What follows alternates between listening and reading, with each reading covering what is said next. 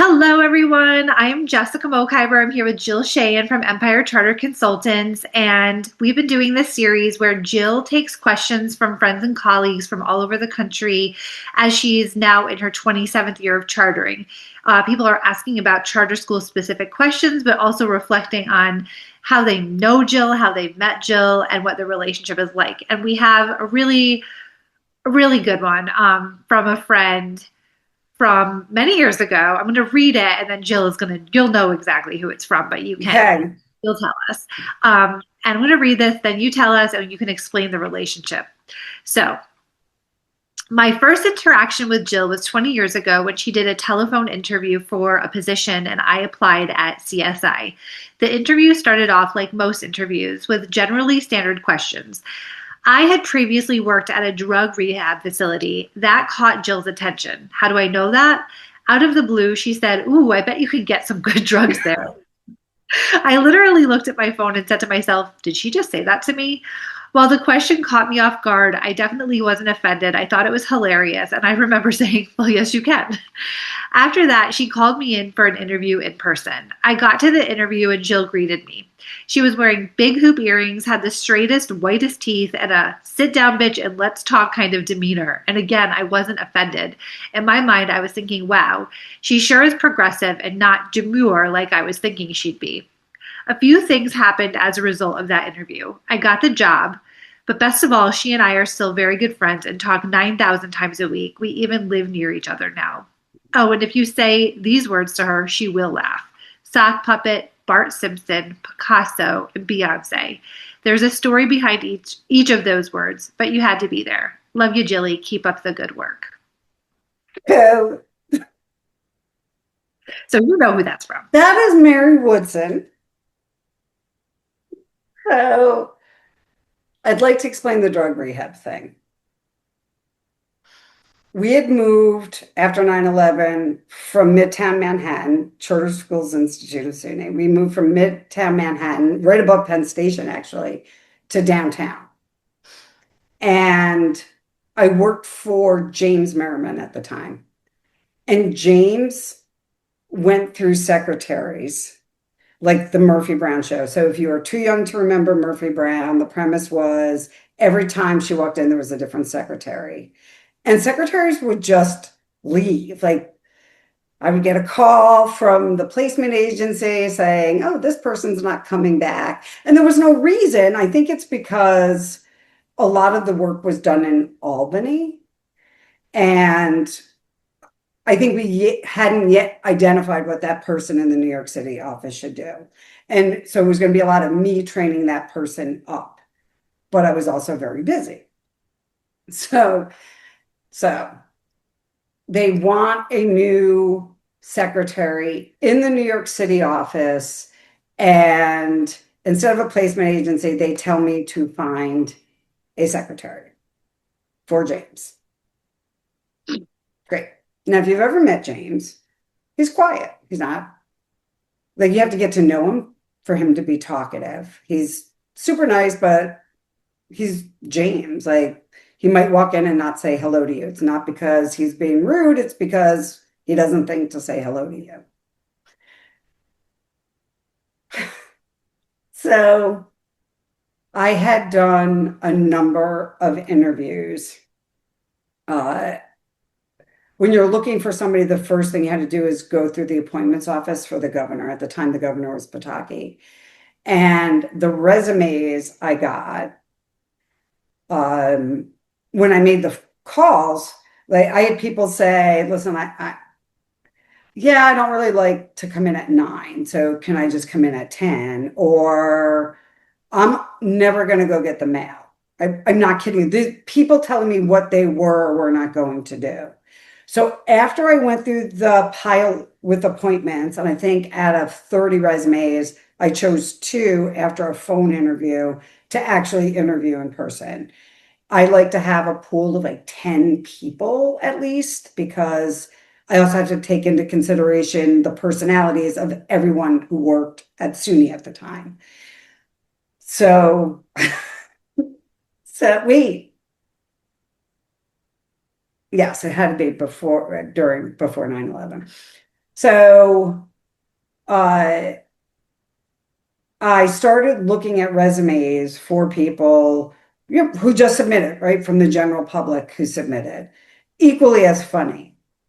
And I wanted somebody, I remember going through the resumes and very specifically saying, I want someone who doesn't need my time and attention all day long, right? But because I worked in Albany and New York City, self-motivated, really doesn't care who's in the office, who says hello to them, right? Like just somebody who's just going to come in and do their job. Called some people. By the time I got to Mary's resume, I was over looking for somebody, right? I was just over it. And so, right, I'm on the phone and I'm looking at the resume, and I knew she was in my pile because I knew she had the skills, right? She had listed all her skills. Resumes are not that difficult. Yeah, it looks like you can do the job, but one, do you have a sense of humor? Two, are you actually going to show up for work? Like the stuff that people don't tell you when they're hiring. And at the association, the shitty hires that they made because you're not asking the right questions on the phone before you do an interview. Like, oh my God, just figure it out. Hiring is not that difficult.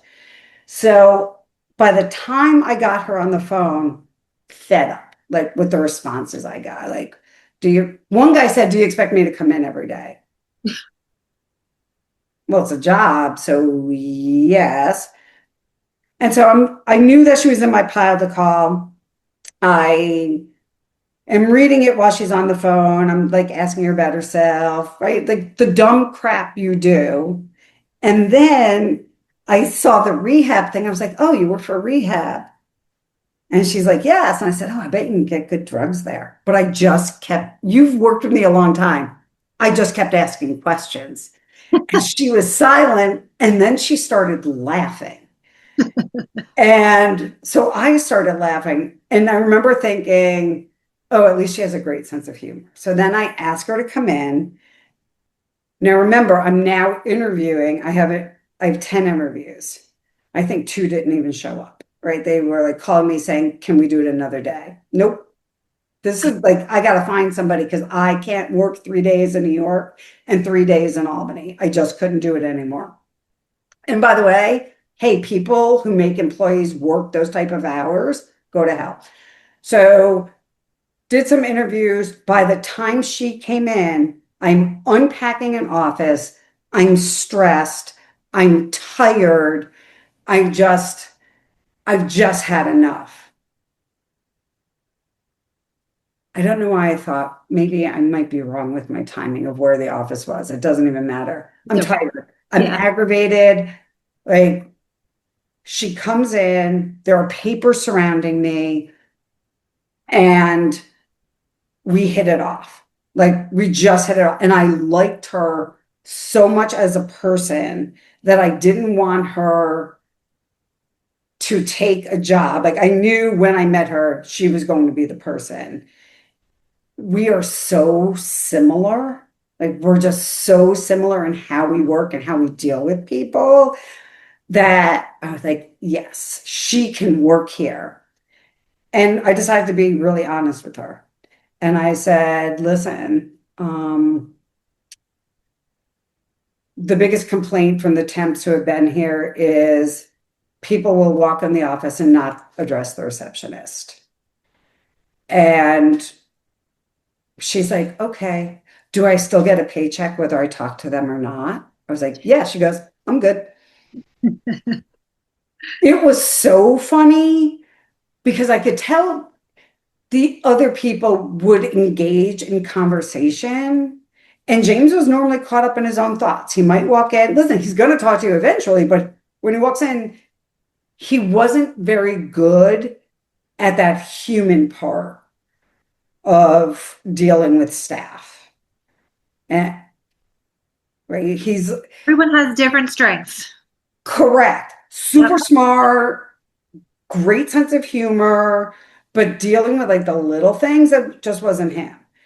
Um, and Mary was great there. Like she did, it would be like, today I need you to do this. We have to recreate the file system we have in Albany in New York City. So I would come, I would talk to her.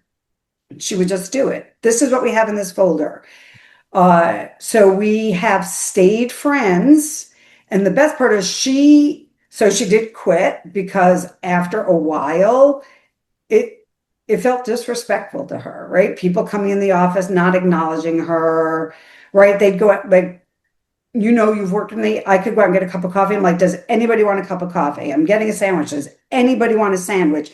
We all work together, but they didn't give her the same type of courtesy that the boys club in New York City were giving each other. So her sister had a tragedy.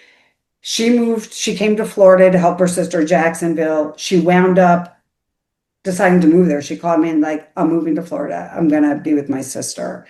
So she lived in Jacksonville. When I kept telling her, Jim and I are gonna move to Florida, we started something. Mary and I started what we called like this book, and it was thousands of emails, personal emails that we had written to each other over time. And you could see the high, lows, funny, sad, like you could just see it all play out in our emails. Oh my gosh, that's amazing. So, over 20 years, same exact sense of humor. I can send her one or two words or an article, and she's like, "Oh my God, I was just going to send this to you." We are the Kindred oddest spirits. team. Pardon me? Kindred spirits. We were soulmate friends. Like we come at everything the same exact way. So, what are the four things that she listed that I would laugh at? Okay, she said sock puppet, Bart. So I cannot tell anyone the sock puppet story. Okay. All I can tell you is I laughed so hard when she told me a story. And to this day, when we send something funny, I will write back, still not as funny as sock puppets. But if I'm ever out with you and you've watched this video and you want to know the sock puppet story, I will totally tell you. I will actually get Mary on the phone to tell you. um, I'm gonna have to hear that one later. Bart Simpson. We worked with somebody whose kid looked like Bart Simpson. Okay, fair enough. And she was meeting people's Porn. Oh, families. She was okay. meeting people's families. I don't know what the circumstance was. And I said it to her, and she couldn't stop laughing. And then she told me I was going to hell, but also we still laugh about it now. We can't, if I'm having like a sad day or she's having a sad day, we'll send a Bart Simpson picture to the other one. I love these inside jokes. I think that's so nice. And the fact that they've lasted more than 20 years is amazing. All right, the third one is Picasso. So, you know how when you work for a company and people send you Christmas cards, like and which is sweet, right? Like school, even to this day, I have people send me Christmas cards, leaders or text or messages, and they're beautiful. So thank you for those. A vendor, I believe it was, that I'd done work with in the New York City office sent me a Christmas card, but it was their family photo. Like, it's a nice thing. And I don't know your family.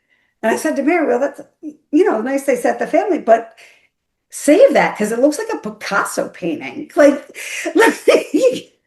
And she started laughing. I'm like, honestly, this Christmas card's probably worth like $10 million. Save it for always. And she couldn't stop laughing. What, like, when I looked at the picture, I'm like, was that really the best picture that you could pick for your family? And so I told people that story and they stopped sending me family pictures. They stopped sending me Christmas cards that had their family pictures because they heard me say that. But I can only explain like somebody's head looked slanted. Listen, everyone loves a Monet. Picasso's are acquired taste. It looked like a Picasso painting. That's too funny. If I send you a family photo, it's only going to be of my dog, but That's okay. I love dogs. And what was the last one? The last one I've heard, it is hilarious. Beyonce. One of the bosses came out of the office and announced to Mary that he liked Beyonce. Mary's a black woman, by the way. And she was like, what? She's like, it was so random. He never talks to me and just randomly comes out. And she's like, Beyonce? And he's like, oh, is that how it's said? She goes, oh, you really like her then. And she called me and she's whispering in the back room because she's laughing so hard. And she said, was it a white guy trying to bond with a black woman? Because I don't understand why you don't ever talk to me and you randomly come up to me and say that. And so now I'm always like, hey, I saw Beyonce and Jay-Z. We're at an event and we start laughing all over again. It's because, right, there's this ridiculousness when you work in an office and you find out very quickly your tribe. And I would tell you, even at the association, everyone was our tribe. We knew everyone's sense of humor. We knew how everyone worked. Right? Like SUNY wasn't that way. It was very cliquey. And Mary and I didn't fit in any of the cliques. And it was very obvious. But then, so when Mary left and moved to Florida, it was soul crushing. But that's where our emails came from because when she was at work, we would still email each other. So, like once a day, she would sit down and write me a long email. And at the end of the day, I'd write her a long email back. And we did that for like 15 years. And so we have all of those emails still. That's awesome. And that story is so funny. You could see that in like the Can I Office TV can I show. also tell you something? Mary's like not an intrusive person. So before she goes into an office, like I'll just open somebody's door because it's, hey, I work here. I need you. I have a job too. I'm just going to open your door. I don't care what you're doing in there. But she would knock, right? And she knocked and she knew the boss was in his office. And she opened the door and he fell off the couch. So he had been sleeping. And so she hurried up and closed the door. So he must have been sleeping on the couch in his office and fell off. Hilarious. Like you need somebody at work who's going to understand those things. And you do need a sense of humor. Like you cannot work without it. And in any job, but like it's just so helpful. It sounds like you guys have such a great friendship. I've heard so much about Mary over the years. She sounds amazing. She moves. So she went on a cruise, left from Port Canaveral, loved because it's on Merritt Island, moved to Merritt Island, actually moved like 2 blocks from me so I could see her. And then we moved to Rockledge and she's still in Merritt Island. But if anybody ever read our emails and they read our text, first of all, we've been accused of being the same person, which is very funny because our thoughts are very similar. Uh, yeah, so I think when you work with people and you say, who do I want to keep myself surrounded with even after I leave this job? Those are the people who are always going to mean the most. Like, that's it. People have left jobs. I've not kept in touch with them randomly. They've reached out, but right, like, if you still know me and I still talk to you and I make an effort to keep in touch with you, then I genuinely liked you. And we all know that that pool gets smaller and smaller for me every year. Well, thanks to Mary Woodson. Those questions were hilarious and so good, and the reflection was so nice. And we really appreciate it. And thank you, Jill. And we'll be back with more, so stay tuned. Yay! Okay.